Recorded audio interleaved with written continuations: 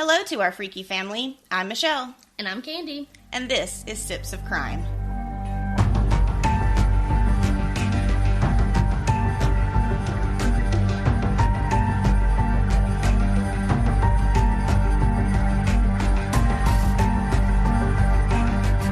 Welcome. Hi. Hi. How are you? Oh, I'm tired. I'm tired. Yes. We are Well, both after extremely tired. fighting COVID, RSV, Oh, yes. finally getting out of the house. The whole family had it, yeah? So, You, your husband, and your son. yeah. Yeah. But my son did not show any symptoms whatsoever. The first night, I think I had like some chills and like a low grade. Mm-hmm. And then after that, I was fine. Yeah. And then we all recovered from that and went back to daycare for a week.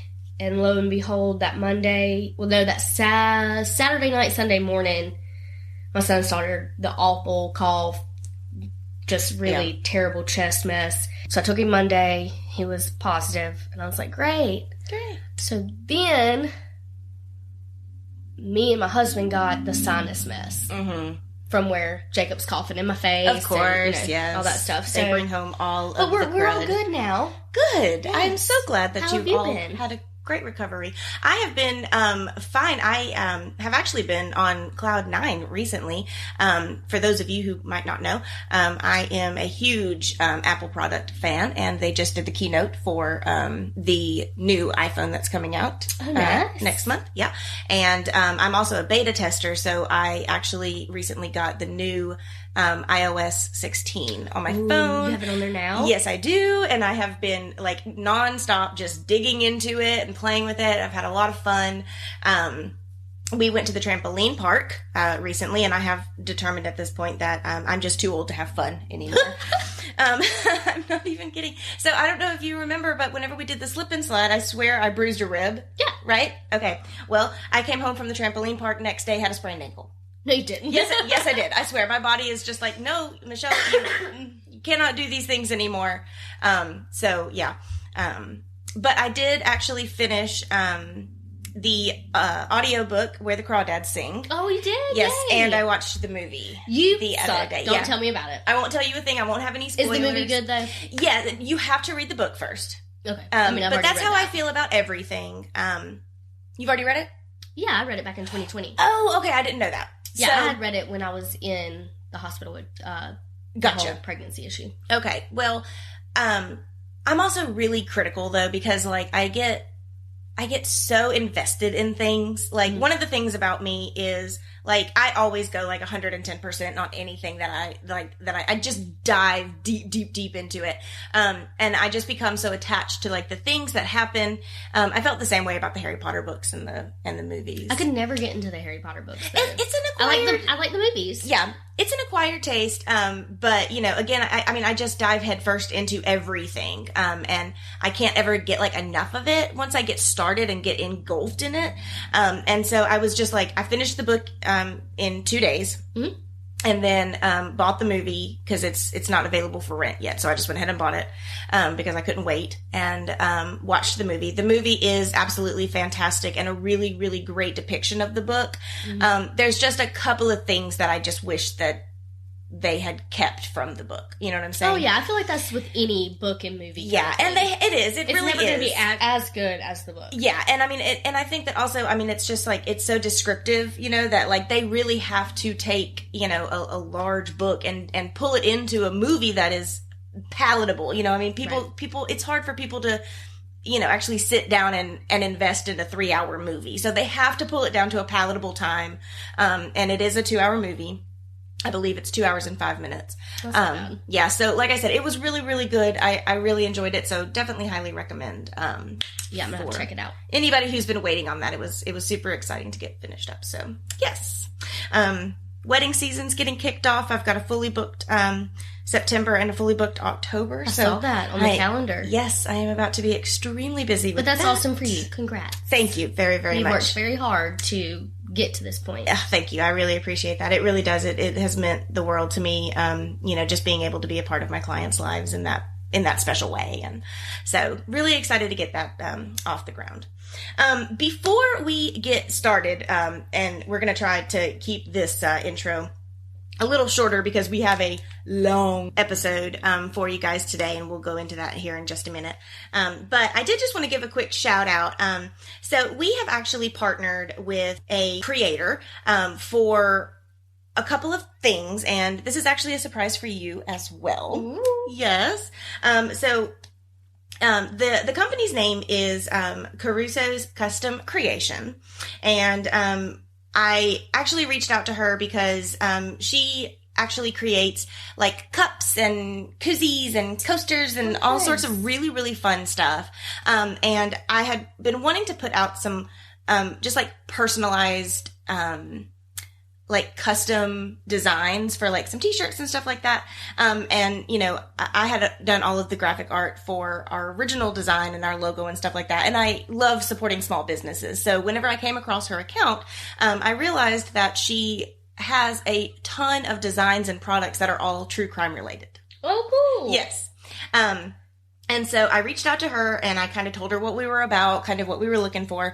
And she just jumped at the opportunity to create like a custom design just for us. Oh, awesome. Yes. And so we will be launching her design. It'll be under a new little section on our merch store called the Caruso's Custom Collection.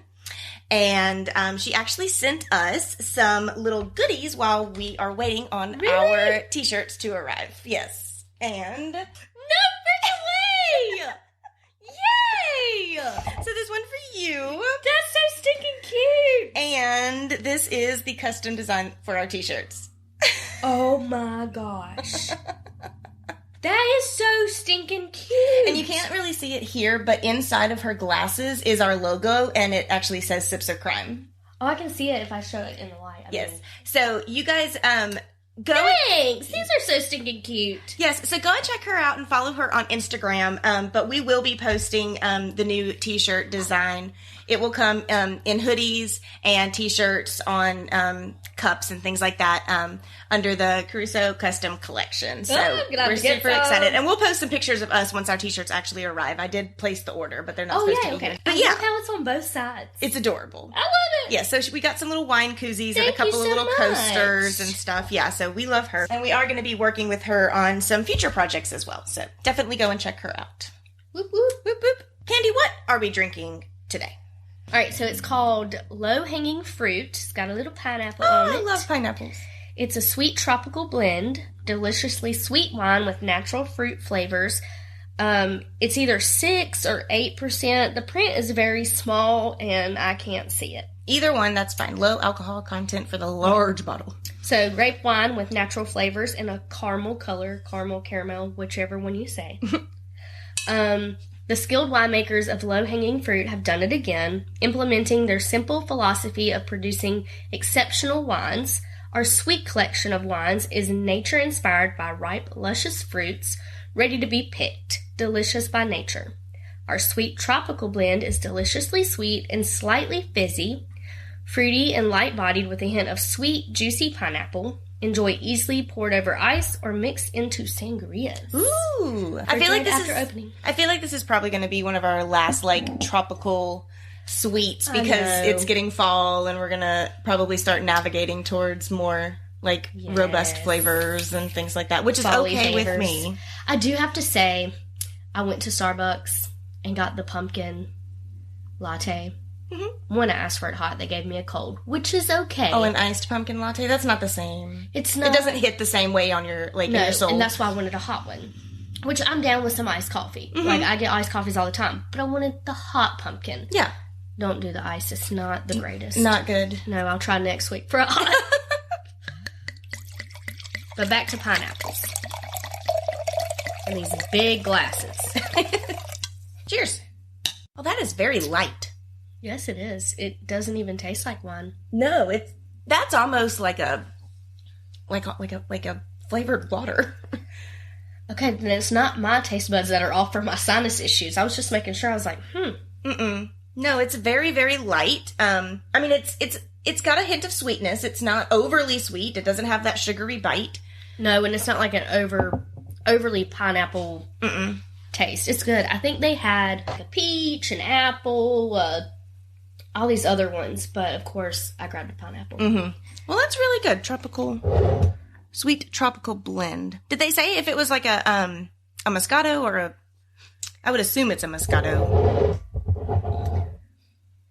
It doesn't specify. Okay, you guys, so we're going to go ahead and just jump right in here. We do have a very long episode for you guys. So if you're, this is going to be great if you're going on a long trip, or if you've got a lot of laundry to do like I do. But I did try to pull this down as much as I possibly could to bring you guys just the most relevant information around this case. And I also almost decided to do a 2-part episode just because of it. Yeah.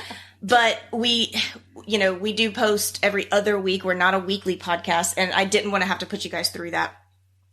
So we're just going to go ahead and get it. We're going to get all of it. We're going to do it all today. If you need to pause and come back, that's up to you. You can take this in however you feel like you need to. But we are getting into John Wayne Gacy.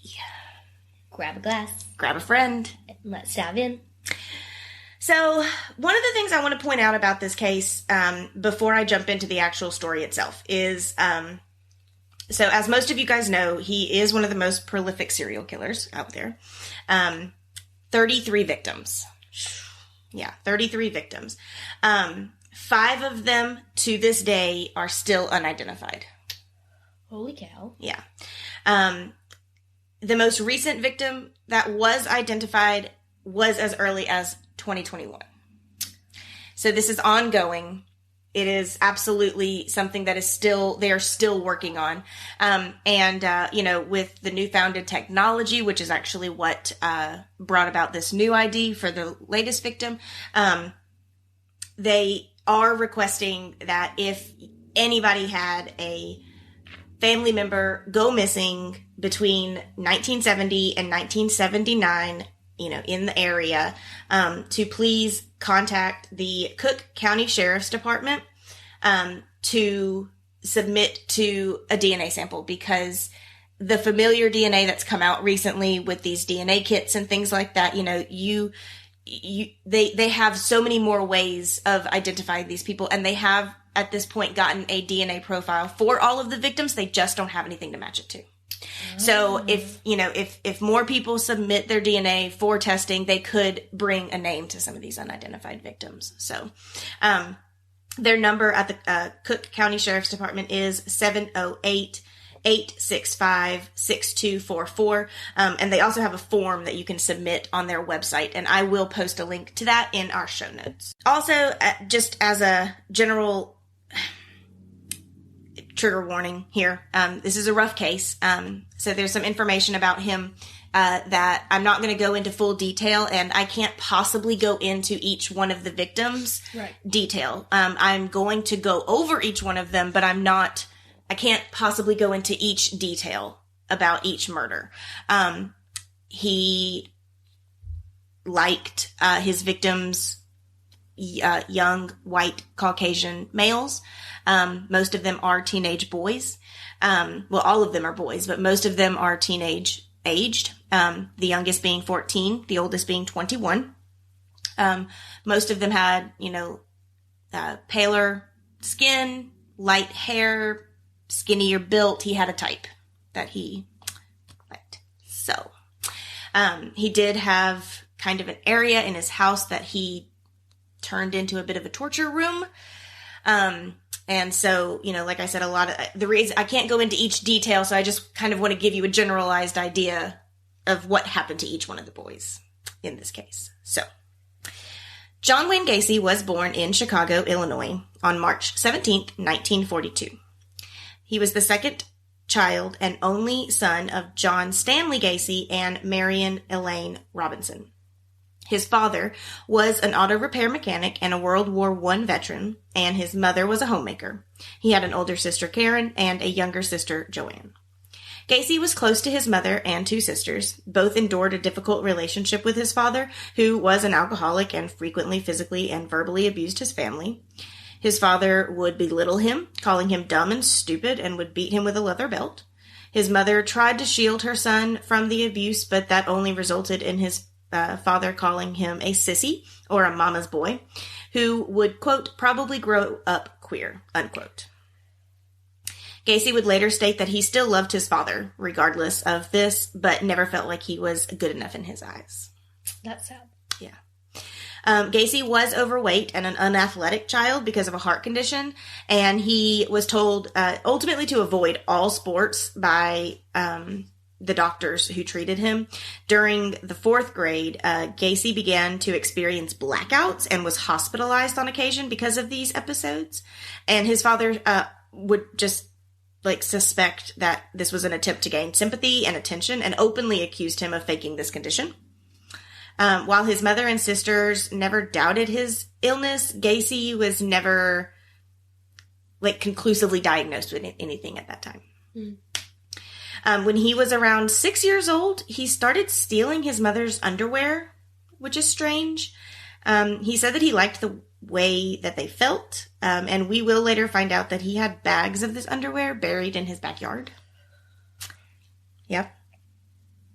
In 1949, when Gacy was 7, his father was informed that his son and another boy had been caught sexually fondling a young girl. His father whipped him with the belt as punishment. That same year, a family friend and a contractor who worked kind of in construction and like a handyman would sometimes molest Gacy in his truck. But Gacy never told his father about this, afraid that his father would blame him. So, do with that information what you will. We can clearly see that at an early age, he experienced physical, verbal, and sexual abuse, which would mess up any young child. But as we say, we feel sorry for the child, not the adult. But, tons of people grow up from crap childhoods and don't become this. Right. So, agreed. I don't want you guys to start feeling sympathy or sorry for this person because he is an absolute monster. So, moving on. In 1960, at age 18, Gacy became involved in politics, working as an assistant precinct captain for a Democratic Party candidate in his neighborhood. This led, unfortunately, to more criticism from his father, who accused his son of being a patsy, which is an old term, not so nice term, for a person who was easily taken advantage of, especially by being cheated or blamed for something. Gacy would later speculate that his decision to become involved in politics was actually to seek the acceptance of others that he never received from his father. The same year Gacy's political involvement began, his father bought him a car. He kept the vehicle's title in his name, under his own name, until Gacy had finished making payments on it. These monthly payments took several years for him to complete, and his dad would frequently take the keys as punishment if Gacy did not do what he said, or disrespected him, or disobeyed, which is a little extensive at this point in the 1960s. He's between 18 and 20. So I would say that that's probably a little extensive for an older person.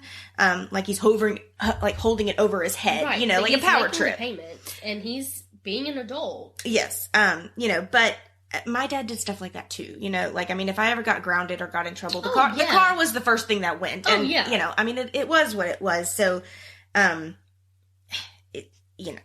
Gacy would later say that he felt totally sick about that, and that it really upset him. In April of 1962, Gacy purchased a second set of keys for the vehicle when his dad had taken him one of these times, and it pissed him off so bad that he actually removed the distributor cap and kept it for 3 days. Now, I don't know anything about cars, but I'm assuming it doesn't go without that. I'm assuming it has something to do with starting it. I don't know. Yes. So as soon as he was sick of his dad being able to hold this power over his head, sick of the abuse. So just hours after his father replaced the cap in the car, Gacy left home and drove to Las Vegas. So he was getting out of there. See you later, bye. Yes. Bye-bye. Once in Vegas, he found work within the ambulance service before he was transferred to work as an attendant at Palm Mortuary. As a mortuary assistant, Gacy slept on a cot behind the embalming room, which is disturbing in more ways than one. But remember, he's 20 years old at this point, away from home for the first time. I don't care. I'm not staying there. Yeah, he did. He did stay there. I'm not staying there. Yes. And, he was lucky to have a job at all, to be honest. Probably couldn't afford a place of his own at this point. And probably not, but I would have slept in my car. Yep. Probably would have been a better option. No. I can just, got ghosts in no, no ma'am. He worked there for 3 months, observing morticians embalming dead bodies and occasionally serving as a pallbearer. Gacy later confessed that one evening, while alone, he climbed into the coffin of a deceased teenage boy, embracing and caressing the body before experiencing a sense of what he calls, quote, shock, unquote. So, we are seeing him kind of slowly becoming more unhinged as he gets older, and obviously this is an early sign of what is to come, but it shook him up, probably scared him. I'm sure he was confused as to why he was feeling this way, and wanted to do that, and what is a young boy to do but call his mother? So he called his mom the next day and asked whether his father would allow him to return home. His father agreed, and the same day he drove back to Chicago. I mean, at the moment, that is probably your best bet. Yes. I mean, you don't want to go home to your dad, but unfortunately. Yes.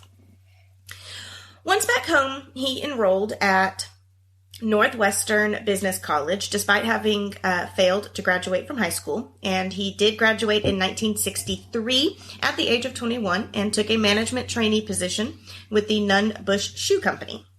In 1964, the shoe company transferred him to Springfield, Illinois to work as a salesperson and eventually promoted him to a manager of his department.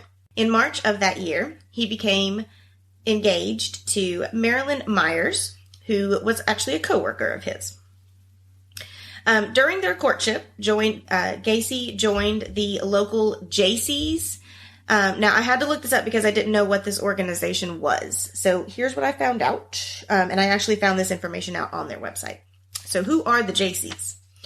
The Jaycees, or Junior Chamber, is a worldwide community of young, active citizens aged 18 to 40 who share the belief that in order to create positive change, we must take collective action to improve ourselves and the world around us. Engaging in activities ranging from community development to international projects, members demonstrate their social responsibilities and improve themselves through participation, leadership, and action.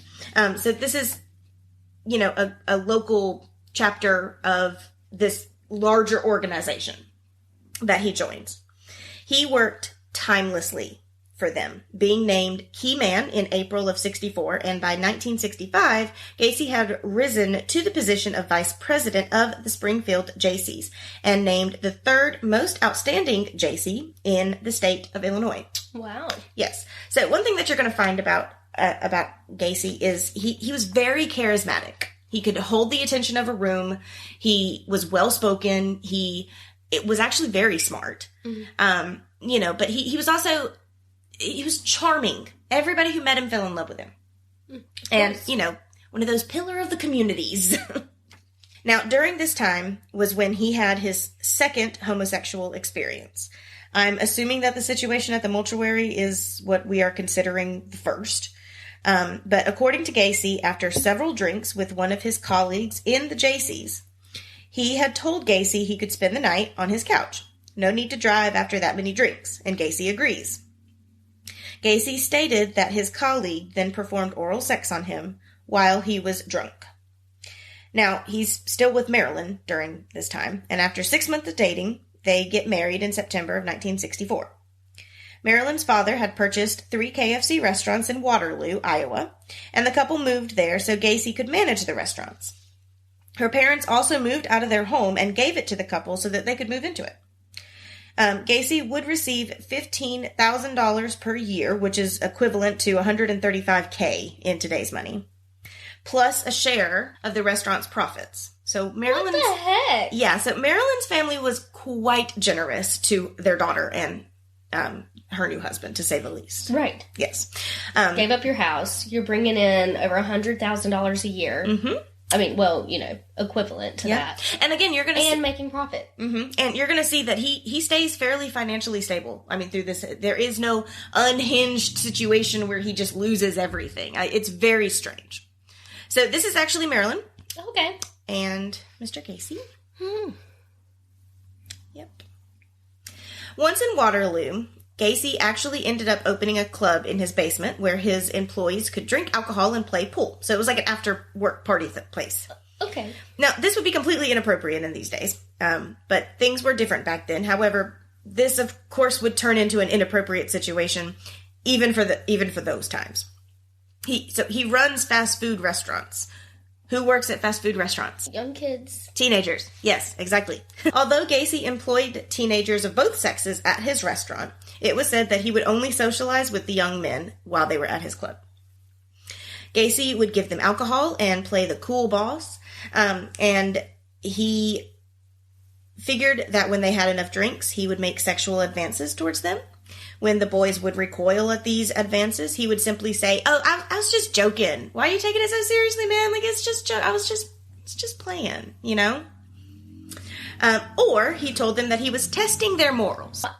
I'm sorry, but I would think it's weird as a wife if you're running these businesses and you're like, "Oh, I'm just having this for the employees to come hang out," and it's only boys.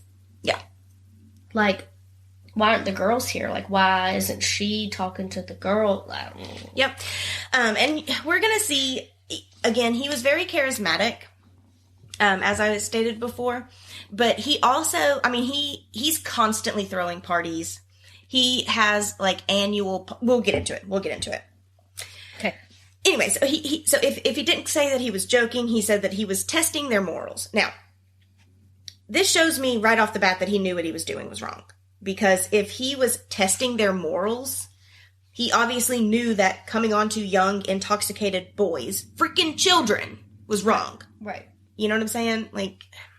Despite these indiscretions, Marilyn, who I'm assuming had no idea of the thoughts that were going through her husband's mind, gives birth to a son named Michael in February of 1966 and a daughter named Christine in March of 1967. Gacy would later describe this period of his life as, quote, perfect, unquote. He had finally earned his father's approval. When Gacy's parents came to visit the family, his father privately apologized for the physical and emotional abuse he had inflicted throughout his son's childhood and adolescence before happily saying, quote, "Son, I was wrong about you," as he shook Gacy's hand. Now,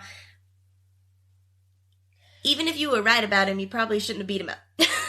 You probably or verbally abused him. Or physically. I'm just saying. But anyway, so he's still your son. Like, you should have not... No. Yeah. So this, of course, he was just elated that he had finally gained his father's approval. Right.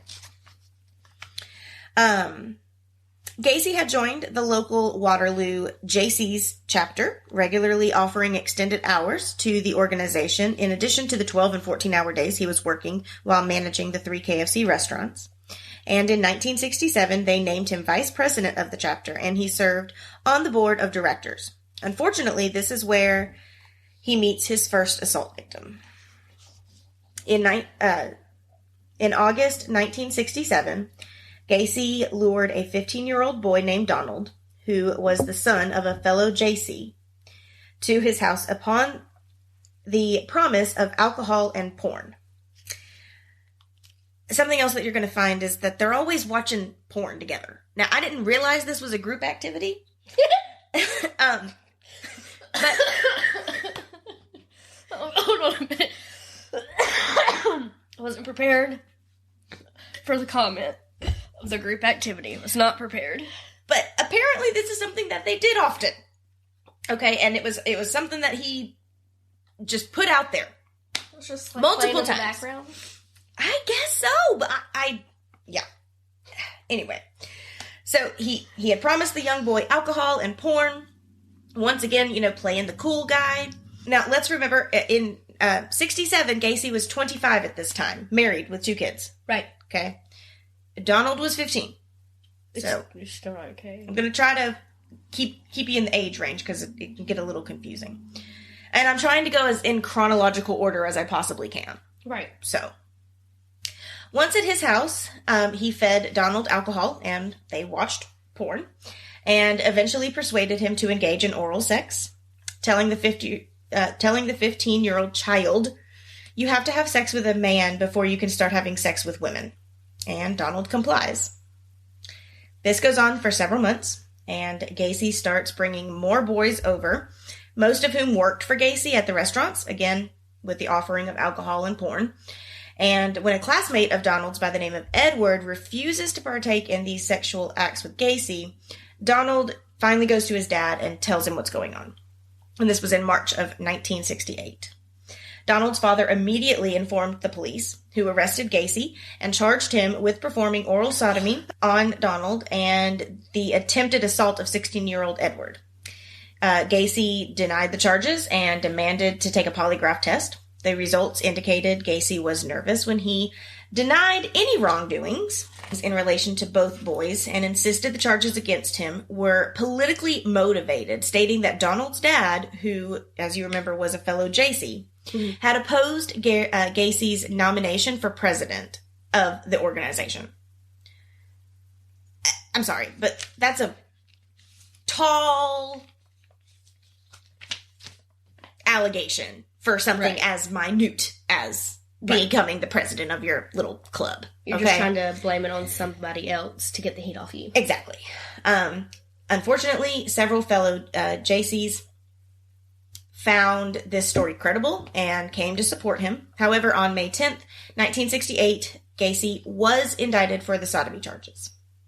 On August 30th, 1968, Gacy persuaded one of his employees, 18-year-old Russell Schroeder, to physically assault Donald in an effort to discourage the boy from testifying against him in court. Gacy promised to pay Russell $300, and he agrees. Russell lured Donald to an isolated country park, sprayed mace in his eyes, and then beat him. Donald escaped and reported the assault to police, identifying Russell as his attacker. They arrested him the next day. He initially denies any involvement, but soon Russell confesses and tells police the whole story about how Gacy had hired him to do this. They erase Gacy again and tack on an extra charge for this. On September 12th, Gacy was ordered to undergo a psychiatric evaluation where 2 doctors examined him over a period of 17 days, before concluding he had an antisocial personality disorder and was unlikely to benefit from any therapy or medical treatment, and that his behavior pattern was likely to bring him into repeated conflicts with society. However, the doctors also concluded he was mentally competent to stand trial.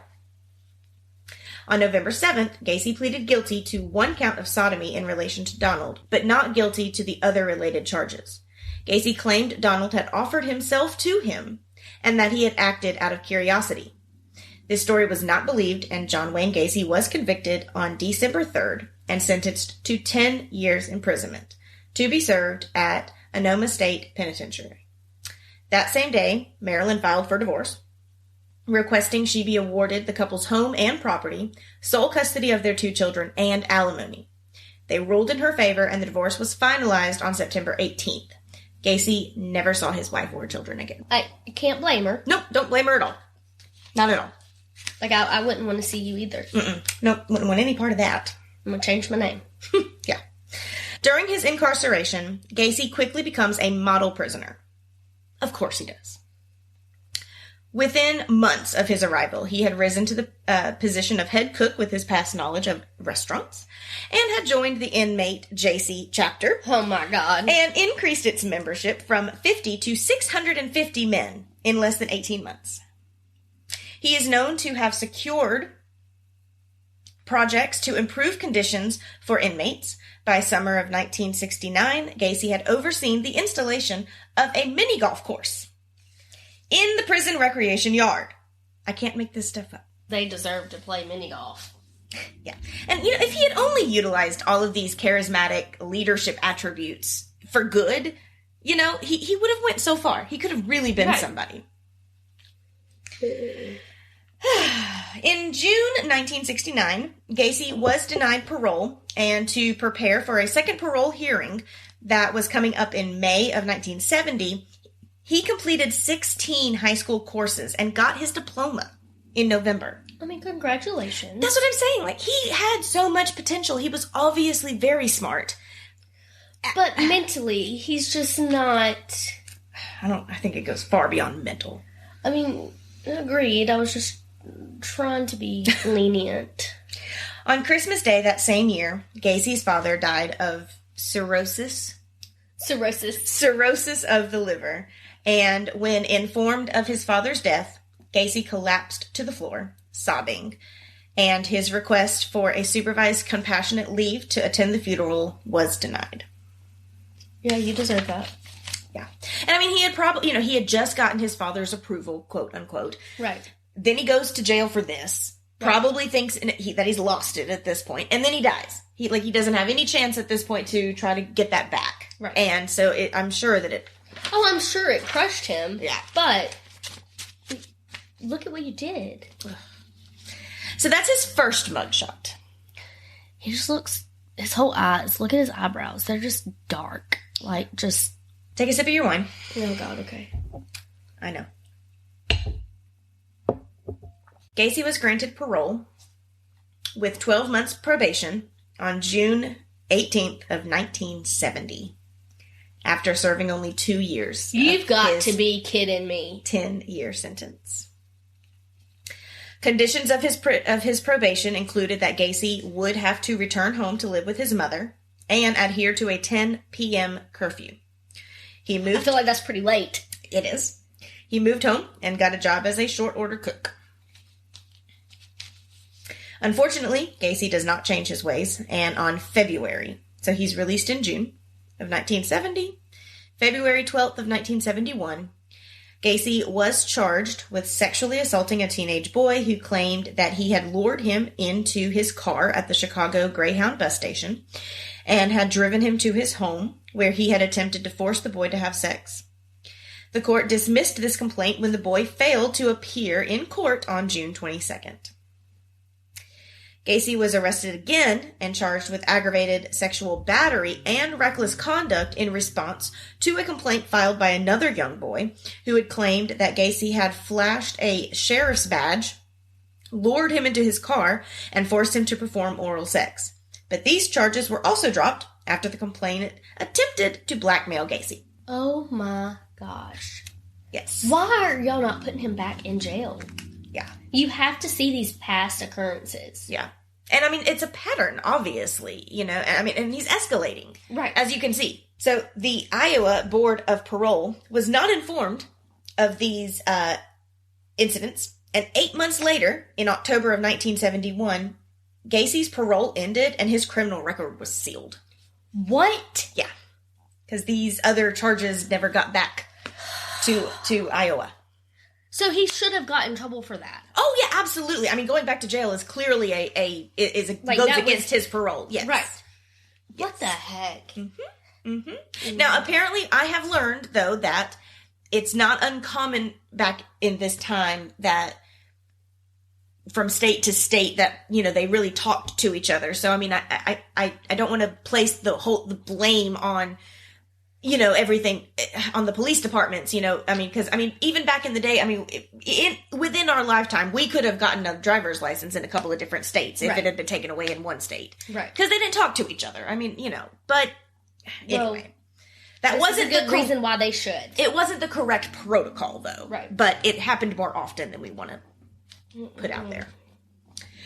With financial assistance from his mother, Gacy bought a ranch house in Norwalk Park, 8213 West Summerland Avenue, where all the horror begins. In August 1971, shortly after moving into the house, he became engaged to Carol Hoff. They had actually briefly dated in high school, so they had known each other for a while, and they were married on July 1st of 1972. Carol had already had 2 young daughters from a previous marriage, and they all moved into Gacy's home. Carol was aware of his arrests. And I'm sorry, but I'm not moving my daughters Hell no. with somebody who's been arrested. I'm not going to date you or marry you. Yeah. So, Gacy was active in his local community and helpful towards his neighbors. As I said, everybody loved John. He allowed his neighbors to borrow his equipment and tools. He plowed snow for the neighbors free of charge. He hosted elaborate annual summer parties, and everybody was invited, including local politicians. Mm-hmm. Pillar of the community. Yeah, get everybody on your good side. That's his house. And that's Carol and her girls. Yeah, I wouldn't have moved my girls in there at all. No. Yeah. No. In 1971, Gacy established a part-time construction business, PDM Contractors. The initials PDM were for painting, decorating, and maintenance. Clever. He worked evenings on his construction contracts while working as a cook during the day. Initially, he undertook minor repair work, such as sign writing, pouring concrete, and redecorating, but later expanded to include projects such as interior design, remodeling, installation, assembly, and landscaping. And he eventually quit his job as a cook so he could commit fully to his construction business. Who works for construction businesses back in the 70s? Young adults. Yep, young boys. Much of PDM's workforce consisted of high school students and young men. And Gacy would often proposition his workers for sex or insist on sexual favors in return for acts such as lending his vehicles, financial assistance, or promotions. Gacy also claimed to own guns, once telling an employee, quote, "Do you know how easy it would be for me to get one of my guns and kill you? How easy it would be to get rid of the body?" Unquote. And this is when the story really starts. On the evening of January 2nd, 1972, Gacy decided to drive to the Civic Center after a family party to view a display of ice sculptures that had been on display for the holidays. He then lured a 16-year-old boy named Timothy Jack McCoy from Chicago's Greyhound bus station into his car. He had been returning from a Christmas vacation in Michigan. Gacy had offered to take him sightseeing around Chicago and that he could spend the night at Gacy's house and that he would drive him back to the bus station to catch his next bus to Nebraska, which was leaving the next day, where he was actually headed to see his father for the holidays. So, he approached this guy. He was nice, fatherly. I don't want you sleeping out here at the bus station, man. Come on, I'll show you the sights, get you a warm, bed to sleep in for the night. I'll bring you back here in the morning. Gacy claimed he woke up early the next morning to find Timothy standing in his bedroom doorway with a kitchen knife in his hand. He then jumped from his bed, and Timothy, obviously startled, raised both of his hands in a gesture of surrender or defense, tilting the knife upwards and accidentally cutting Gacy's forearm. Gacy twisted the knife out of Timothy's hand, banged his head against the bedroom wall, kicked him against the wardrobe, and then walked toward him. Timothy kicked Gacy in the stomach, trying to defend himself, doubling him over. Gacy then grabbed Timothy off the floor, shouting, quote, "Motherfucker, I'll kill you," unquote, and then stabbed him repeatedly in the chest. As Timothy lay dying on his bedroom floor, Gacy claimed he went to wash the knife in his bathroom, and when he went into the kitchen, he saw a carton of unopened eggs and a slab of unsliced bacon on the kitchen table. Timothy had set the table for two. So Timothy was just trying to be nice and cook this piece of shit breakfast for letting him stay at his house. Right. And he was murdered. In an interview several years after his arrest, Gacy said that immediately after killing Timothy, he felt, quote, "totally drained," unquote, yet noted that as he stabbed Timothy, he had experienced a, quote, "mind-numbing orgasm," unquote, and said, "That's when I realized that death was the ultimate thrill." Gacy buried Timothy in a crawl space of his home underneath the house, and we will later find out that that is where most of his victims will eventually be found. This is Timothy. Oh, that's sad. He looks so young. He was, yeah. In 1973, Gacy and a teenage employee traveled to Florida to view a property Gacy had purchased. On the first night in Florida, Gacy rapes the boy in the hotel room, and after returning to Chicago, the teenager drove to Gacy's house and beat him in his front yard. Gacy told his wife that he had been attacked for refusing to pay him for poor quality painting work. In January of 1974, Gacy commits his second murder, and this victim's identity still remains unknown. He was between the ages of 14 and 18, with brown hair, and was wearing a silver ring on his finger, which makes some people believe that he might have been married, so possibly closer to the 18-year-old side. Mm-hmm. Gacy had strangled him and then placed the body in his closet before moving him to the crawl space. He later stated that bodily fluids had leaked from the victim's nose and mouth, staining his carpet. As a result, Gacy regularly started stuffing cloth rags and some of the victim's own underwear or socks into their mouths to prevent this, and it kind of became part of his MO. So a lot of his victims were found. How does his wife not know what's going on? Yeah. That's just crazy. Well, he had, again, like I said, he had kind of constructed this. The bedroom situation with Timothy, I don't understand at all, because, I mean, he clearly said that it happened in his bedroom. Right. But he had kind of constructed his garage area as kind of a little torture area. Mm-hmm. And I didn't really get into that. But I mean, he used several instruments, several different torture methods, several sex toys, mm-hmm. and we'll get into that in a little bit. But ultimately, his wife wasn't allowed in the garage. And so that's kind of how he... I just can't get over... And these women are not allowed in certain places of the home. Oh, I know. As I said... I am going everywhere. Everywhere. I'm sorry. Ridiculous.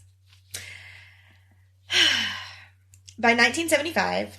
PDM was expanding rapidly, and Gacy was working up to 16 hours per day and became a supervisor for PE Systems, a firm specializing in the remodeling of drugstores. Between PE Systems and PDM, Gacy worked up to 4 projects simultaneously and frequently traveled to other states, and the company expanded to an annual revenue of over $200K. Jeez. Yeah. In July of 1975... John Berkovich, a 18-year-old PDM employee, disappeared. Now, John had been working for and hanging out with Gacy for a while. He had been at the family's home often. He joined them for dinner on a normal basis. He played with his 2 younger daughters all the time. And so, I mean, he was really part of the family. And thank you. Mm-hmm. And people started actually referring to them as Big John and Little John.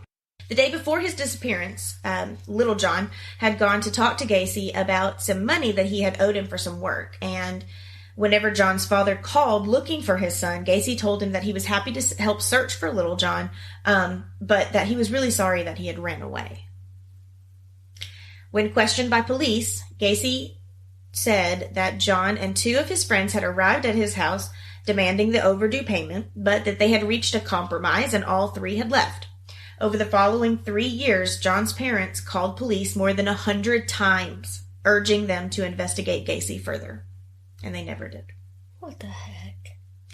Gacy later admitted that when John had met up with him to discuss the money, Gacy invited John into his car and then invited him back to his home so they could talk. And, of course, I mean, Little John didn't think anything of this. He had been in his home a million other times, you know. At his home, Gacy offered him a drink, more alcohol, always part of the plan, then conned him into allowing his wrist to be cuffed behind his back. Now, this is another part of his MO. This is something he did often with these boys that he would entertain. He would tell them that it was like a magic trick. So he would show them first by handcuffing himself and then getting out of them by a key that he would keep in between his fingers. Mm-hmm. Then he would, say something like, "I bet you can't do it. I bet you can't do it." Which, at that point, the boys would sit in a chair and allow Gacy to handcuff their hands. Once, of course, they realized that they couldn't be freed, he would frequently say, "The trick is, you have to have the key." What the heck? Gacy confessed to having, quote, sat on the kid's chest for a while before he strangled him. he hid Little John's body in his garage, intending to bury the body later in the crawl space. But his wife and stepdaughters returned home earlier than expected, so he buried him under the concrete floor of the tool room, which was an extension of his garage. That's Little John. Oh, that's so sad. Later that same year, in 1975, Gacy had told his wife that he was in fact bisexual. And after the couple had sex on Mother's Day that year, he informed Carol this would be the last time that he would ever have sex with her. Then he began spending most evenings away from home, only to return in the early hours of the morning with an excuse that he had been working late. Carol observed Gacy bringing teenage boys into his garage in the early hours of the morning, and also found gay pornography, men's wallets, and identifications inside of the house. When she confronted him about whose these belonged to, he informed her angrily that it was none of her business. Following a heated argument when she failed to balance a checkbook correctly in October, Carol asked for a divorce and Gacy agrees. Now, in late 1975, this was a big year for Gacy. Lots happened. He became aware of a Jolly Joker Clown Club, which members regularly performed at fundraising events and parades in addition to voluntarily entertaining hospitalized children. Gacy joined the clown club and created his own clown characters, Pogo the Clown and Patches the Clown, devising his own makeup and costumes. He described Pogo as a, quote, happy clown, unquote, whereas Patches was a, quote, more serious, unquote, character. Gacy seldom earned money for his performances and later said that acting as a clown allowed him to regress into childhood. He performed as both Pogo and Patches at numerous local parties, political functions, charitable events, and children's hospitals. Sometimes Gacy would remain in his clown costume after a performance and briefly drink at a local bar before returning home. And I'm sorry, you do have to see the picture. It's so fucking creepy. It is fucking creepy. Y'all don't like clowns. Candy has not been looking forward to this episode. I hate clowns. I definitely wasn't doing the research for this one. I'm sorry. Thank you very much for, taking one for the team. But he looks creepy. And if I ever walk into a bar and there's a fucking clown sitting there. Drinking. We're out. We're leaving. We're done. Done with that bar. I ain't even ordering a drink. I'm walking right out. I ain't even saying nothing to anybody. I'm out. In May 1975, Gacy hired a 15-year-old boy named Anthony. 2 months later, he went to Anthony's home, knowing that the boy had injured his foot in an accident the previous day. They drank 2 bottles of wine, then watched porn, before Gacy wrestled Anthony to the floor and cuffed his hands behind his back. One cuff was loose, though, and Anthony freed his arm while Gacy was out of the room. When Gacy returned, Anthony, who was on the wrestling team for his high school, jumped on top of him and wrestled Gacy to the floor, took the handcuff key away, then proceeded to cuff Gacy's hands behind his back. At first, Gacy threatened Anthony, but then calmed down and promised to leave if he would remove the handcuffs. Anthony agreed and Gacy left. Anthony would later recall that Gacy told him, quote, "Not only are you the only one who got out of the cuffs, you got them on me," unquote. So he kicked his ass. Good. Yes. He deserved it. He did. Although Gacy remained a well-regarded member of the community, several neighbors noticed erratic changes in his behavior after his 1976 divorce. This included seeing him keeping company with young males, hearing his car arrive and depart in the early hours of the morning, or seeing lights in his home switch on and off at odd hours. One neighbor later recollected that for several years the sound of muffled, high-pitched screaming, shouting, and crying had repeatedly awakened her and her son in the early morning hours. She identified the sounds as emanating from a house adjacent to theirs on West Summerdale Avenue. Why did you not ever call the cops? Thank you. Why are you not calling somebody? If you're hearing screams on a normal this? And it states that all of his victims, opposed, I think other than like 2, were all killed between the hours of 3 and 6 a.m. So if this was something common, why did you not call someone to check it out? Yeah, it's just ridiculous. So, okay. As I stated, I can't possibly go into detail about all 33 victims. So the only thing that I could really think to do was to group them into years. Yeah. Okay.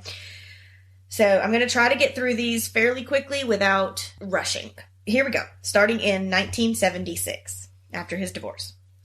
1 month after his divorce was finalized, Gacy abducted and murdered 18-year-old Daryl Sampson, and he was buried in the crawl space under the dining room. 5 weeks later, on the afternoon of May 14th, 15-year-old Randall Raffett disappeared shortly after returning to his home from a dentist appointment. He was last seen by his grandmother later that afternoon. Hours after Raffett was last seen by his family, 14-year-old Samuel Stapleton vanished as he walked home from his sister's apartment. He and Raffett were close acquaintances. Both were buried together in the crawl space, and investigators believed this was the first of 2 murders that happened on the same evening. He would call these a double event. How do you even... Here I go. How do you even have that much energy? To live such a double life, too. That's what I'm saying. The double life. The 2 murders in a night. Do you sleep? On June 3rd, Gacy killed 17-year-old Michael Bonin.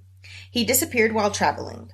Gacy strangled him and buried him underneath the spare bedroom in the crawl space. 10 days later, Gacy murdered 16-year-old William Carroll and buried him in the crawl space as well. Now, on July 26, 1976... That's terrible. Oh, sorry. Anyway, July 26th. There has been so many dates it didn't stand out to me. Gacy picked up 18-year-old David Cram, who was hitchhiking. Gacy offered him a job with PDM, and he began working that same evening. On August 21st, David moved into Gacy's house. The next day, they had several drinks to celebrate David's 19th birthday while Gacy was dressed as Pogo the Clown. No. Gacy conned David into donning the handcuffs to show him the magic trick, with his wrists cuffed in front of him rather than behind, and then he told David he was going to rape him. David kicked Gacy in the face and freed himself from the handcuffs. A month later, in September, Gacy appeared at David's bedroom door, intending to rape him, saying, "Dave, you really don't know who I am. Maybe it would be good if you gave me what I want," unquote. David resisted, and Gacy stops, and while leaving the bedroom, he says, "You ain't no fun." David moved out on October 5th. Why did he not move out the first time? That's what I was getting ready to say. Like, he stayed for a whole month after that. Hell and then this no. happened, and then a month after that. Hell no. Yeah. He also left PDM, although he did periodically continue to work for Gacy over the following 2 years. No. On and off. Yeah. No. Yeah. Shortly after David moved out of the house, another employee, 18-year-old Michael Rossi, moved in. Michael had worked for PDM since May and lived with Gacy for about a year. Michael sometimes assisted Gacy in clowning at grand openings of businesses, Gacy as Pogo and Michael as Patches. So that's creepy. But I didn't really find, anything else about Michael ever being assaulted or anything. I mean, that's good, but it's creepy. They're both clowns. And It is. No. On August 5th, a 16-year-old named James Hackinson is last known to have phoned his family, possibly from Gacy's home. James died of suffocation and was buried in the crawl space beneath the body of 17-year-old Rick Johnson, who was last seen alive on August 6th. Gacy is thought to have murdered 2 further unidentified victims between August and October of 1976. On October 24th, Gacy abducted and killed teenage friends Kenneth Parker and Michael Marino. The 2 were last seen outside a restaurant on Clark Street in Chicago, and this is the second of the known double murders. So they both were killed on the same day. 2 days later, a 19-year-old construction worker, William Bundy, who had also worked for Gacy, in the past, disappeared after informing his family he was going to a party. William died of suffocation, and Gary buried him in the crawlspace beneath his master bedroom. Between November and December of 1976, Gacy murdered a 21-year-old Francis Alexander. This is the one that was identified in 2021. That's crazy. Yeah. His last contact with his family was a phone call to his mother, made sometime in November. Francis was buried in the crawlspace directly beneath the room that Gacy used as his office. In December 1976, another PDM employee, 17-year-old Gregory Godsick, disappeared. His girlfriend last saw him outside her house after he had driven her home from a date that they had been on. Gregory had worked for PDM for less than 3 weeks before he disappeared. He had informed his family that Gacy had him, quote, dig trenches for some kind of drain in his crawlspace. Gregory's car was later found abandoned, and his parents contacted Gacy about Gregory's disappearance. Gacy claimed that he had run away from home, saying that he had talked about it before while on the job. Gacy also claimed he had received an answering machine message from Gregory shortly after he had disappeared. When asked if he could play back the message for Gregory's parents, Gacy said he had erased it. Gregory was found in the crawlspace. Now on to 1977. On January 20th, 1977, Gacy lured 19-year-old John Sink to his house on the pretext of buying a car that he had for sale. He later confessed to strangling John in his spare bedroom, claiming that Michael Rossi was asleep in the house. Gacy later sold the car to Michael Rossi for $300. John was buried in the crawlspace. 2 months later, on March 15th, a 20-year-old Michigan native named John Prestige disappeared. John was last seen leaving a restaurant. He was buried in the crawlspace above the body of Francis Alexander. Shortly before his disappearance, John had mentioned he had obtained work with a local contractor. Gacy murdered one additional unidentified boy and buried him in the crawlspace in the spring or early summer of 1977. So these people that are unidentified right now, if they don't have any siblings. So a lot of these boys have families, but they're kind of wanderers, drifters, travelers. Not all of them have great pasts. Not all of them, so yes, they have like close family members, like a mom or a grandma. Some of these people have, said, but they're not all being looked for. Right. As like if you or I were to go missing. You know what I'm saying? Right. Because this is kind of in their nature. That's Runaways, so I couldn't think that as a parent, even if that is the case, that they're wanderers or drifters or whatever, if I didn't hear from them, I wouldn't, and all this come to light, be like, hey, I haven't heard from my son. Can you check on it? On July 5th, Gacy killed a 19-year-old from Crystal Lake, Matthew Bowman. Matthew's mother last saw him at a suburban train station.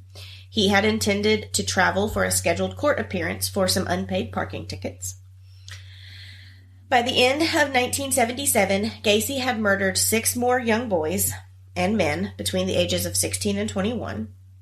18-year-old Robert Gilroy, the son of a Chicago police sergeant, and buried in the crawlspace. On September 12th, he had flown to Pittsburgh, Pennsylvania to supervise a remodeling a remodeling project, and did not return to Chicago until September 16th. Because Gacy is known to have been in another state at that time, at the time that Robert was last seen, this is cited to support Gacy's claims of having an accomplice or somebody to help him. This is never confirmed.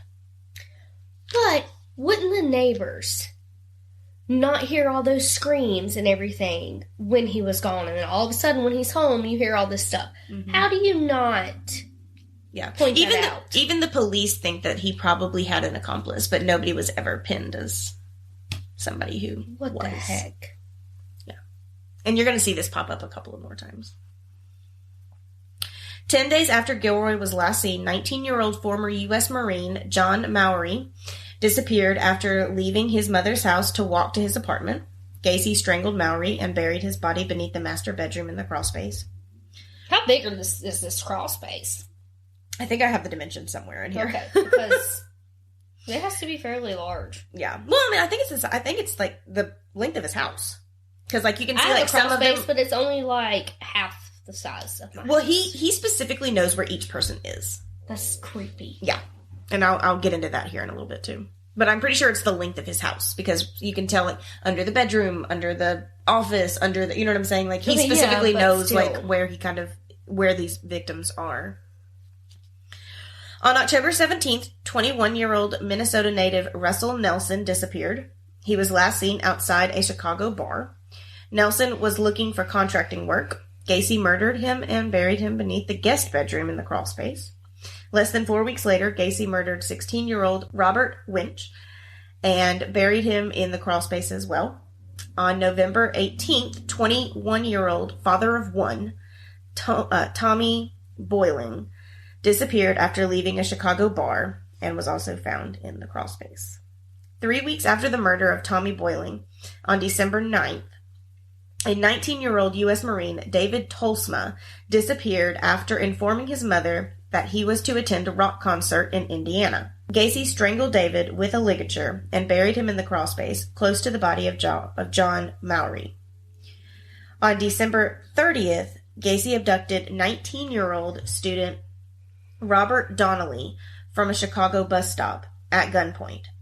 Gacy drove him to his house where he was raped, tortured, and repeatedly dunked Robert's head into a bathtub until he passed out. Gacy taunted him with statements such as, "Aren't we playing fun games tonight?" Robert later testified at Gacy's trial that he was in such pain that he asked Gacy to kill him. Gacy replied, "I'm getting around to it." He tortured this man. He even started playing Russian roulette with him. He would put a bullet in the gun and spin it inches from his face and then pull the trigger. And one time it fucking went off. But it was a blank. What the hell? Gacy knew exactly what he was doing. Oh, yeah. And he was just in it for the scare factor. He knew that wasn't a real bullet. But just think, I mean, the absolute terror. And for you to wish, just go ahead and kill me. Yeah, Robert probably thought he was shot at that point. Because, I mean, so many people say, like, whenever they get shot that they didn't feel it. Right. You know, he's probably thinking, like, oh my gosh. Anyway, moving on. After several hours, Gacy drove Robert to his workplace, where he worked, and dropped him off, warning him that if he ever went to the police, that they would not believe him. And this is the beginning of a couple of assaults where he actually started releasing his victims. And what made you want to do that good deed? Something tells me it's because the crawl space was getting full. Yeah, probably so. But... Yep. So that's one person who was released. This brings us to 1978. Now, Robert Donnelly reported the assault to the police, and the police questioned Gacy on January 6th of 1978.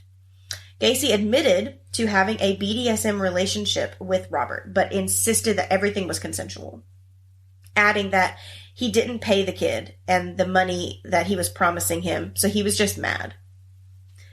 Yeah. The police believed him, and no fucking charges were filed. I can't. Yeah. The following month, Gacy killed 19-year-old William Kendard, who disappeared on February 16th after telling his fiancée, who knew Gacy, that he was going to the bar for the evening. William was the final victim that Gacy would bury in his crawl space. On March 21st, Gacy lured 26-year-old Jeffrey Rignall into his car. Shortly after Jeffrey entered the car... Now, this one's rough, guys, just as a heads up. Gacy chloroformed him and drove him to his house, where his arms and head were restrained in a pillory device, which is one of those wooden trap things that used to be put in public squares. Yeah. You know what I'm talking about? That has you a would hole, just have to hang there. hole for your head and your two arms. Yeah. He had one of those strung from his ceiling with chains. in his garage. Oh my gosh. So, yeah, he had this hanging from his ceiling, and his feet were also locked into another device. Gacy explained to Jeffrey he had complete control over him, and that he intended to do whatever he wanted, when he wanted, and how he wanted. He then raped and tortured Jeffrey with several instruments, including lit candles, whips, and sex toys, and repeatedly chloroformed him into unconsciousness. Gacy then drove Jeffrey to Chicago's Lincoln Park, where he was dumped, unconscious, but alive. Jeffrey was severely injured, but managed to stagger to his girlfriend's apartment. He spent 6 days in the hospital. What the hell? Police were informed of the assault, and what do you think they did? Nothing. Nothing. They did nothing. They didn't even investigate Gacy for this. Jeffrey was able to recall, through the haze of that night, the Oldsmobile that Gacy drove, the Kennedy Expressway, and particular side streets. So he took matters into his own hands, and he and 2 friends staked out the exit of the expressway, and in April, Jeffrey finally saw the Oldsmobile, which he and his friends then followed to 8213 West Summerdale Avenue, Gacy's house. They took down the information, his license plate, the address, and they gave it to the police, who did obtain an arrest warrant. And Gacy was arrested on July 15th, 4 months after the assault. He was charged with battery against Jeffrey, but was permitted to remain free. And this was never resolved in court. In fact, by December of 1978, this was still a pending charge. What the heck? Unfortunately, Jeffrey sustained severe liver damage from all the chloroform that was used on him, and Jeffrey says he feels like he remembered someone else being in the room, but can't definitively say. When he testifies against Gacy, once he was actually finally caught, he states that he was hoping that this man was insane, because that's the only thing that would make sense. Right. He said, quote, "The animalistic ways that he attacked me, insanity should have been the only answer." And while describing the attack in court while he testified, Jeffrey became physically ill and actually threw up on the stand while talking about it. That's how bad this was. He, of course, is the second victim that was let go. Now, by 1978, the crawl space had no more room for any other bodies. Gacy later confessed to police that he considered stowing bodies in his attic initially, but chose to dispose of his victims off of the I-55 bridge into the Des Plaines River. Gacy stated he had thrown 5 bodies into this river in 1978, one of which he believed had landed on a passing barge, and this could be possible because only 4 bodies were found in the river. What the heck? The first known victim thrown into Des Plaines River was 20-year-old Timothy O'Rourke. He was murdered in mid-June after leaving his Dover Street apartment to purchase cigarettes. Shortly before his disappearance, Timothy told his roommate a contractor on the northwest side had offered him a job. On November 4th, Gacy killed 19-year-old Frank Langding. His body was found in the Des Plaines River by 2 duck hunters. On November 24th, a 20-year-old James Mazzara disappeared after sharing Thanksgiving dinner with his family.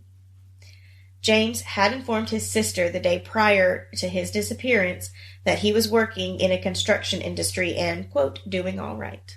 Gacy's last victim was Robert Peist, and the murder that led to Gacy's arrest. On the afternoon of December 11th, 1978, Gacy visited Nissan Pharmacy in Des Plaines to discuss a potential remodeling deal with the store owner, Phil Torf. While he was within earshot of 15-year-old part-time employee Robert Peist, Gacy mentions his firm often hires teenage boys at a starting wage of $5 per hour, which was almost double the pay that Robert earned at the pharmacy. Shortly after Gacy left the pharmacy, Robert had arrived at the store to drive her son home so the family could celebrate her birthday together. It was his mom's birthday. Robert asked his mother to wait and to head on back home because some contractor wanted to talk to him about a job. He left the store at 9 p.m., promising to return home shortly, but he did not come back. Robert was murdered shortly after 10 p.m. at Gacy's home. Gacy later stated that at his house, he asked Robert whether there was anything he wouldn't do for the right price, to which Robert replied that he did not mind working hard. In response, Gacy stated, good money could be earned by hustling, although Robert was dismissive. Gacy then duped Robert into donning the handcuffs with that magic trick and saying, I'm going to rape you, and you can't do anything about it. He also stated that he placed the rope around Robert's neck and strangled him.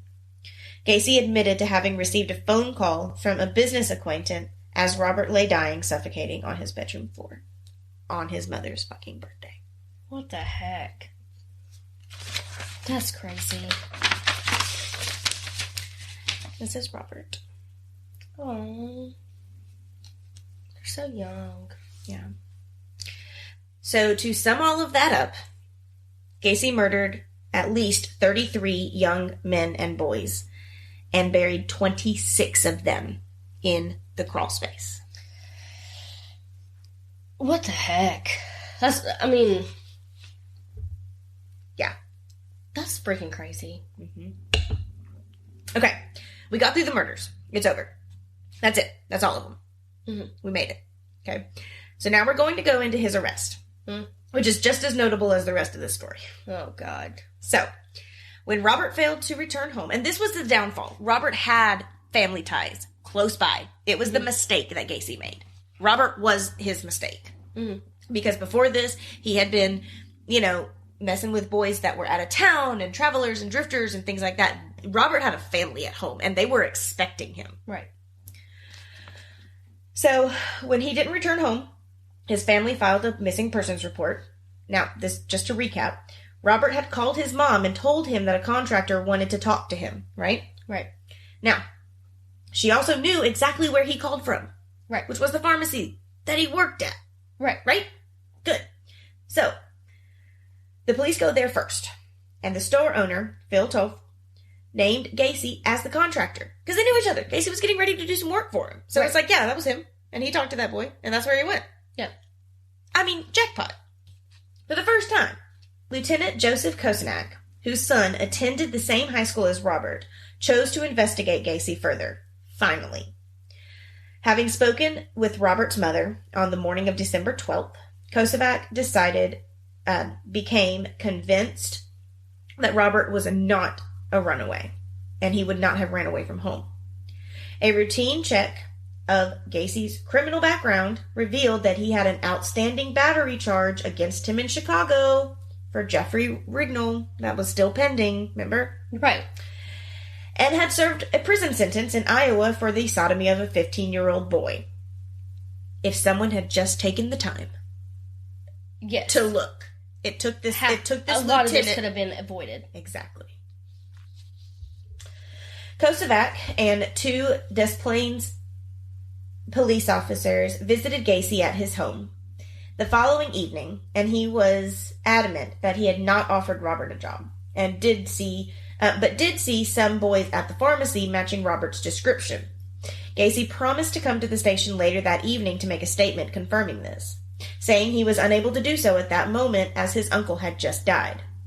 When questioned as to how soon he could come to the police station, he responded, quote, "You guys are very rude. Don't you have any respect for the dead?" Unquote. Okay, Mr. Gacy. Right? Come on. And his uncle had not just died, if anybody didn't catch on.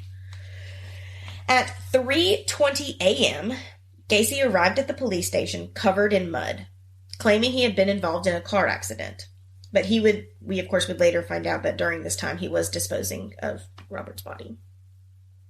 And didn't even clean up before he came in. That's how cocky this son of a bitch was. Didn't even clean up the mud from disposing of his victim before coming into the police station to give a statement. A false statement. Gacy denied any involvement in Robert's disappearance and repeated that he had not offered him a job. Gacy prepared a statement detailing his movements on December 11th. Suspecting Gacy might be holding Robert against his will at his home, the police obtained a warrant to search Gacy's house on December 13th. This search of Gacy's property revealed several suspicious items, including several police badges, a 6mm pistol inside of an office drawer.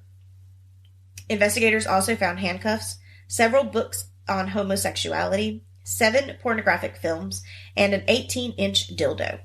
What the fuck? In Gacy's bedroom. A 39-inch 2x4 with holes drilled into each end of it. Several driver's licenses were also found.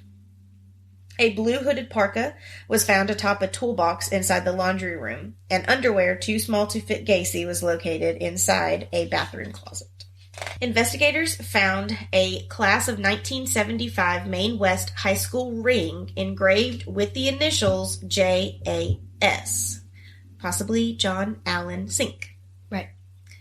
Investigators also recovered a Nissan Pharmacy photo receipt from a trash can alongside a 36-inch section of nylon rope.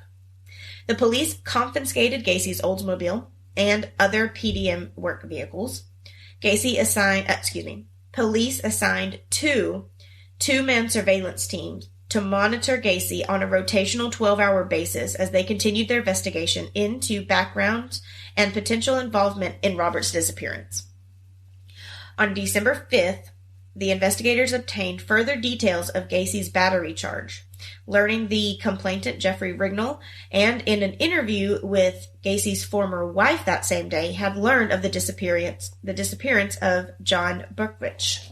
The same day, the Maine West High School ring was traced to a John Allen Sink.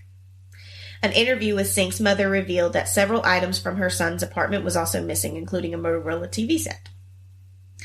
By December 6th, Gacy was becoming chummy with the surveillance detectives. So they kept an eye on him during this whole thing. They wanted to know his movements. Right. He would, go out and, invite them in for meals. Like, just walk up to them. Of course he did. Yeah. Because he was cocky. I mean, he seriously thought he was going to get away with this. Mm-hmm. He was probably going to kill them, too. Yeah. He would also ask them out to drinks at the bar. It was ridiculous. He also repeatedly accused the officers of harassing him because of his political connections, quote, unquote, and because of his recreational drug use. Knowing that these officers were unlikely to arrest him on anything trivial, he started taunting them by floating traffic laws like running red lights and, just doing small little crimes out and about because he knew that they weren't going to get him. Because that's not what they were looking for. So that afternoon, David Cram consented to a police interview. David was the young guy that lived with him for a little while. Yes. That was assaulted, but stuck around. For some reason. Yeah. In which he described Gacy's hard-working lifestyle and, quote, open-minded, unquote, attitude about sex between men. David Cram had also revealed that because of his poor timekeeping, Gacy had once given him a watch, explaining he got it, quote, from a dead person. Now, all of this just goes to show how trivial David thought this original attack on him was. Right. He stuck around, like we had said, but he also describes to these detectives open-minded about sex with men. Anyway, I mean, like I said, this just goes to show you how convinced so many people were of him being an upstanding member of the community. Even after he attacked you, you're going to try to stand up for him. No. Investigators further examine Gacy's Oldsmobile, its car, and discover a small cluster of fibers they suspected to be human hair. That evening, officers conducted a test using 3 trained search dogs to determine whether Robert had been present in any of Gacy's vehicles. One dog approached Gacy's Oldsmobile and lay on the passenger seat in what the dog handler informed investigators was a death reaction, indicating Robert's body was present in the vehicle. By December 18th, Gacy was beginning to display signs of strain from the constant surveillance. He was unshaven, looked tired, appeared anxious, and was drinking heavily. That afternoon, he drove to his lawyer's office to prepare a $750,000 civil suit against the police, demanding that they cease their surveillance. The same day, the serial number from the Nissan Pharmacy photo receipt that they found in the trash can was traced back to 17-year-old Kimberly Byers, who was a colleague of Robert's at the pharmacy. Kimberly said she had worn Robert's jacket when he offered it to her because she was cold. Aww. He was so sweet. She had placed the receipt in the pocket just before he gave it back. She gave it back to him when his shift ended. So this statement obviously contradicted Gacy's previous statements of having no contact with Robert on the evening of the 11th. Investigators interviewed David Cram and Michael Rossi, who was the other young guy that lived with him after David moved out, Michael Rossi.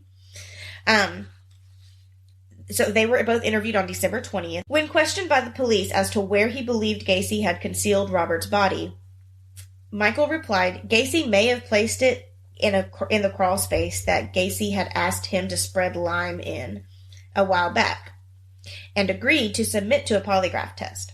He denied any involvement in Robert's disappearance, but did continue to discuss the trenches that he had dug in the crawl space for Gacy and remarked on Gacy's insistence that he not deviate from where he was instructed to dig. David Cram, who was also interviewed that same day, informed investigators finally about his sexual assault from 1976. He stated that after he and Gacy had returned to his home on the 13th, after the search of his property, Gacy had turned pale after seeing a clob of mud on his carpet, which he suspected had come from his crawl space. David said Gacy had grabbed a flashlight and immediately entered the crawl space to look for evidence of digging. When police asked whether he had ever been in the crawl space, David replied that he had been down there once when asked by Gacy to spread lime and to also dig trenches, just like Michael. And Gacy had told them that these trenches that they were digging under there were for, like, drainage pipes. Oh, of course. That he was going to be inserting. Cram stated those trenches were 2 feet wide, 6 feet long, and 2 feet deep, the size of graves. What the heck? That same evening on December 20th, Gacy drove to his lawyer's office, appearing to be very drunk and disheveled, and immediately asked for a drink. His lawyer, Sam Amariant, fetched a bottle of whiskey from his car. On his return, Sam asked Gacy what he had to discuss with him. Gacy picked up a copy of the Daily Herald from Sam's desk, pointed to the front page article covering the disappearance of Robert, and said, "This boy is dead. He's dead. He's in a river." Gacy then proceeded to give a rambling confession that ran into the early hours of the following morning. He said he had murdered at least 30 victims, most of whom were buried in his crawl space, and had disposed of 5 other bodies in the river. Gacy dismissed his victims as, quote, male prostitutes, hustlers, and liars, unquote, adding he sometimes woke to find, quote, dead, strangled kids on his floor. They were handcuffed behind their backs. I didn't know where they came from. Yeah. Bull. He had buried their bodies in his crawl space as he believed they were his property. As a result of the alcohol he had consumed, Gacy fell asleep midway through this confession, and Sam immediately arranged for a psychiatric appointment for Gacy at 9 a.m. that morning.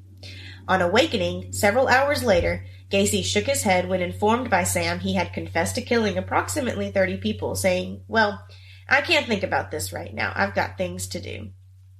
Ignoring his lawyer's advice regarding his scheduled appointment, Gacy left their office to attend to business needs. Why did the lawyer not get him arrested? They can't. Attorney privilege. He can't. That's freaking crazy. Mm-hmm. Yep. And I mean, I think that everybody kind of has to. Don't forget now. At this point, they're just looking for one boy. Right, Robert. But he just admitted to so much stuff. I think that a lot of these people who I think they go through a bit of a unbelieving stage. Like that he's crazy. Oh, and that he's just making it up. Yeah, I mean, the first thing he does is schedule him a psychiatric appointment. I think that his lawyer thought that he was just unhinged. You know? Mm. So See, that's why I just couldn't be a defense attorney. Yeah. Okay, so at this point, though, and he is, at this point, he is a little unhinged. He can't shut up at this point. So he leaves his lawyer's office, goes to a gas station, while the police are still tailing him and surveilling him, while they're getting all this evidence. And so, at a gas station, he brings out, like, a bag of weed and hands it to the gas station attendant. What the hell? Yep. And, of course, the gas station attendant then turns around and gives it to the police that are tailing him. They're not going to arrest him because they're like, we need to see what he's going to do. Like, what's going on? He then goes to a neighbor's house, who he also confesses to, tells him that he needs to take care of his dog because it's, like, the end. The end is near, is what he says. So, I mean, he's just going kind of off the edge here, okay? So as Gacy drove to all these various locations that morning, police outlined the formal draft for their second search warrant, specifically for the search of Robert in the crawl space. Now, again, at this time, they are still only looking for one boy. That's all they think, that he might be down there. One boy. They haven't been informed of any of this other crap that he's spewing to these neighbors and to his lawyer. God. Right. So when the police informed the police that were tailing him, informed them of all of this erratic behavior, the detectives were really worried that he might try to commit suicide. So they decided to go ahead and arrest him on the charge for possession and distribution of cannabis when he gave the bag of weed to the clerk. Right. So they're able to pull him in for that and hold him in custody. Okay.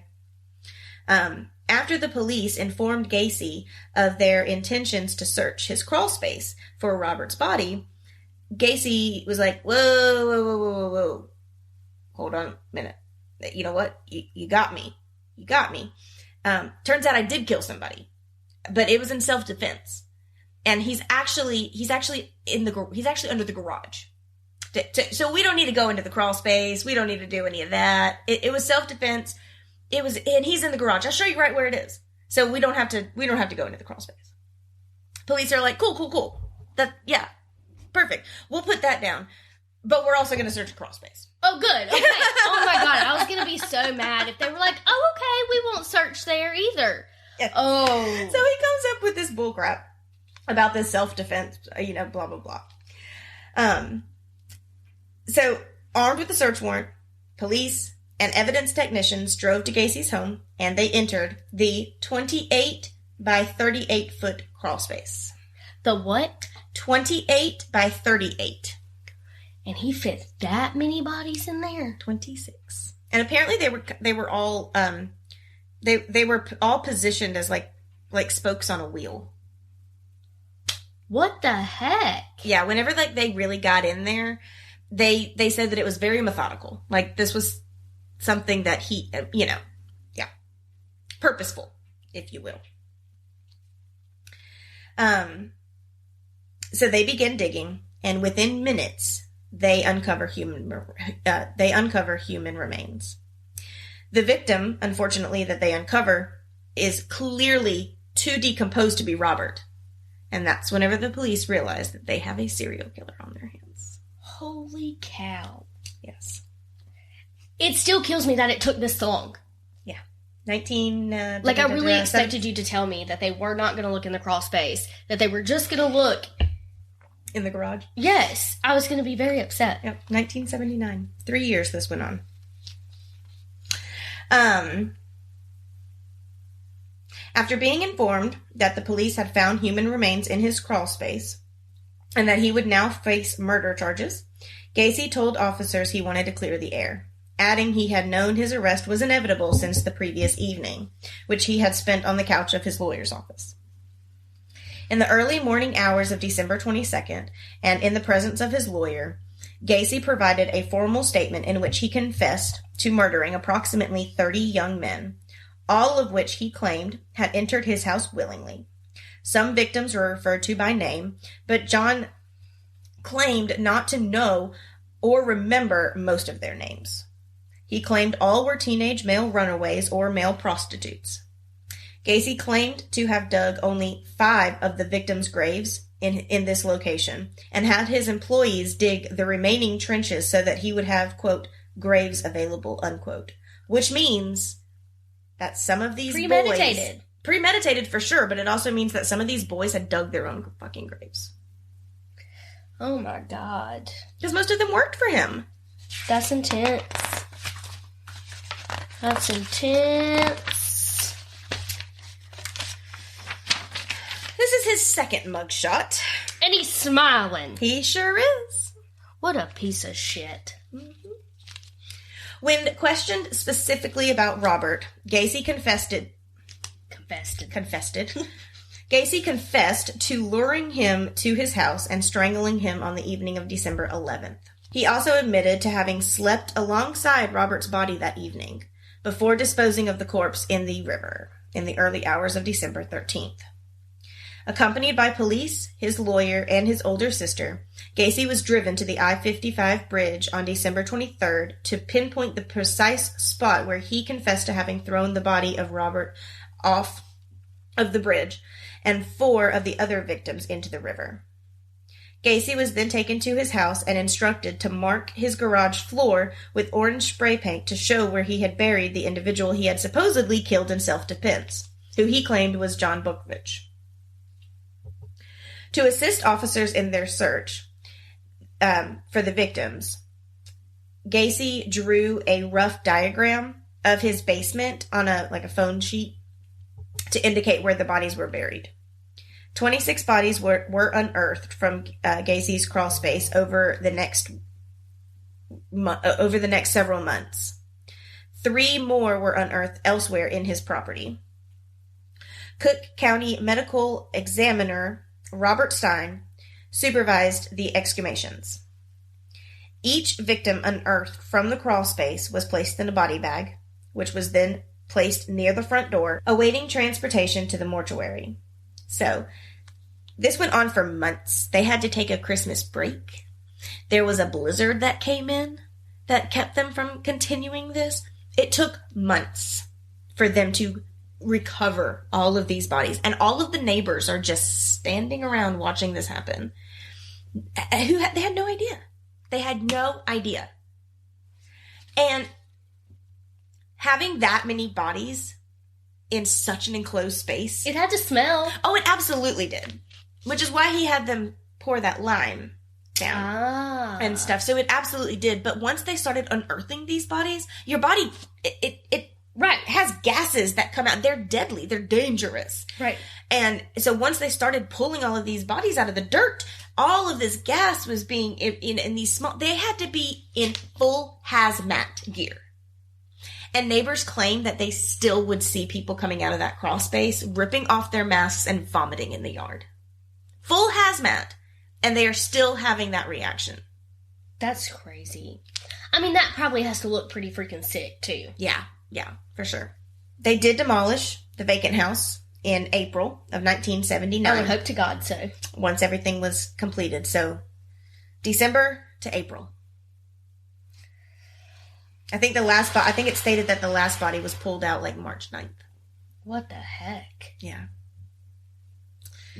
At the request of his defense counsel, Gacy spent over 300 hours with doctors at the Menard Correctional Center the year before his trial. He underwent a variety of psychological tests before a panel of psychiatrists to determine whether he was mentally competent to stand trial.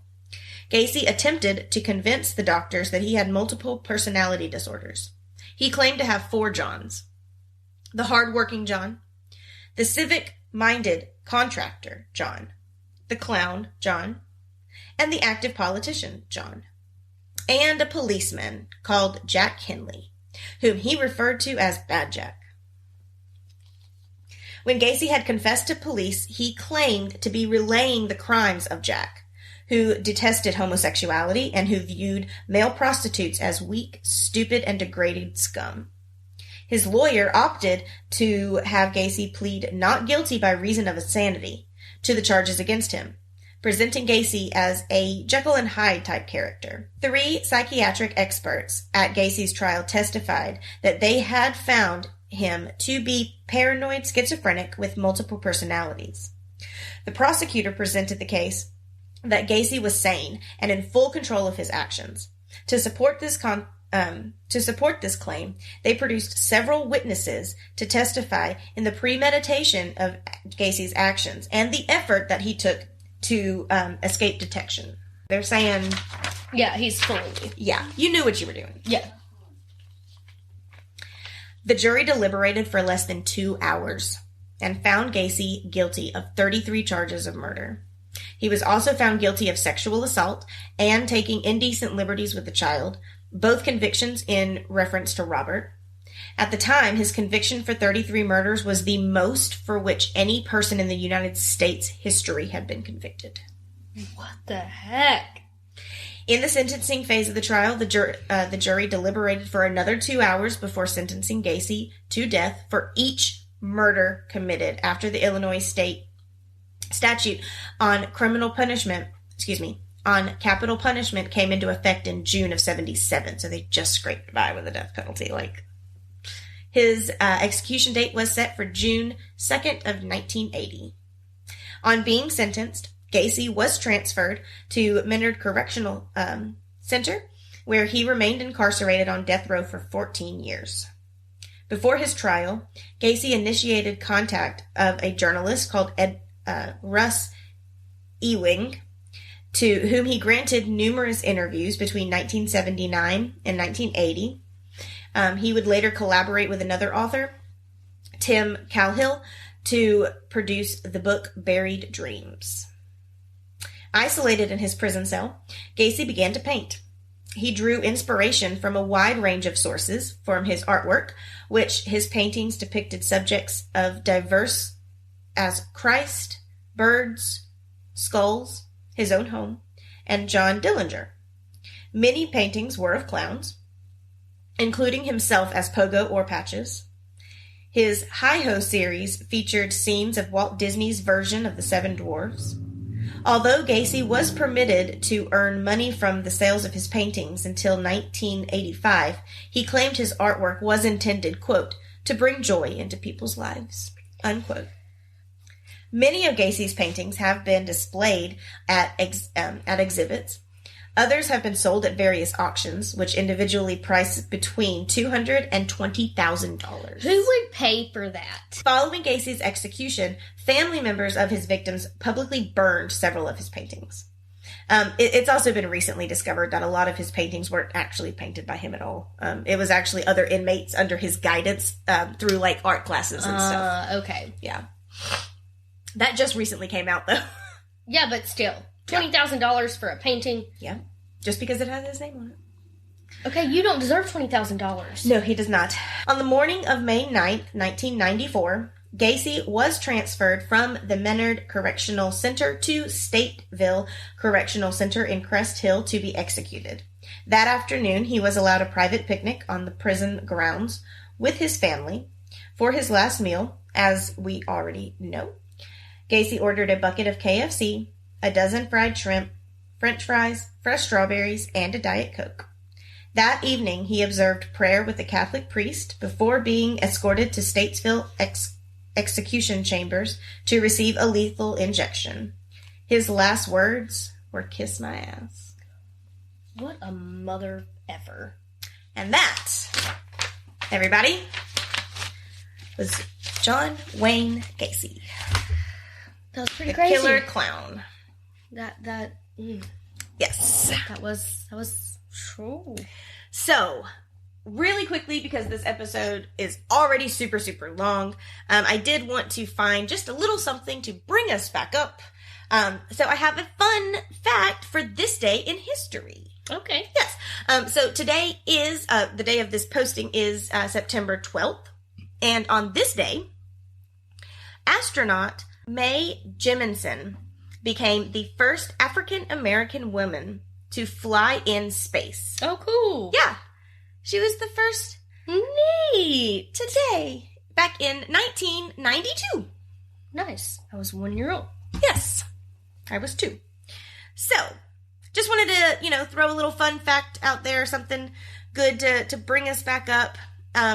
We really appreciate you guys sticking with us through this. I know this was a long one. Hopefully I did it justice. It was a tough one to research, but We appreciate all of your support. Definitely go and check out Caruso's Custom Creations on her Instagram and keep a lookout for our new merch that was designed specifically from her. It will be live and we'll be posting some stuff on the Instagram about it. So, Whoop, whoop. yes. I'm excited about it. Me too.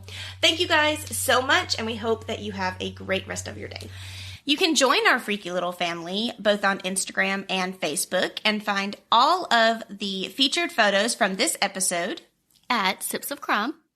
For a chance to have your story featured on one of our future episodes, send us a Gmail to sipsofcrime@gmail.com.